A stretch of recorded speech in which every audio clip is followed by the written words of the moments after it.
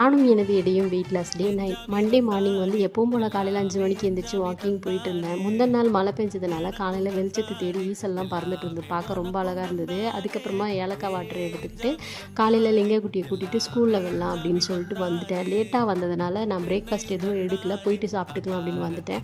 வந்து அவனை விட்டு தான் அவன் ஃப்ரெண்ட்ஸ் கூட விளையாடிட்டு அப்புறம் டாய்ஸ் வச்சு விளையாடிட்டு இருந்தான். திரும்ப ரிட்டன் வீட்டுக்கு வந்து கம்பு கூழ் தான் எடுத்துக்கிட்டேன். அதுக்கப்புறமா 11:30 போல் வந்து ஆம்லா ஜூஸ் எடுத்துக்கிட்டேன். 12:30 மணிக்கு எப்பவும் போல் சாப்பாடு, காரக்குழம்பு, வெண்டைக்காய் பொரியல், கீரை, ஒரு முட்டை, வெள்ளரிக்காய் எடுத்துக்கிட்டேன். சுகர் கிரேவிங்ஸாக இருக்குதுன்னு 3 டேட்ஸ் எடுத்துக்கிட்டேன். ஈவினிங் ஸ்நாக்ஸுக்கு வந்து சீனி கிழங்கு அவிச்சு நானும் என்னோடய ஹஸ்பண்டும் வந்து வெளியில் உட்காந்து சாப்பிட்டுட்டு இருந்தோம்.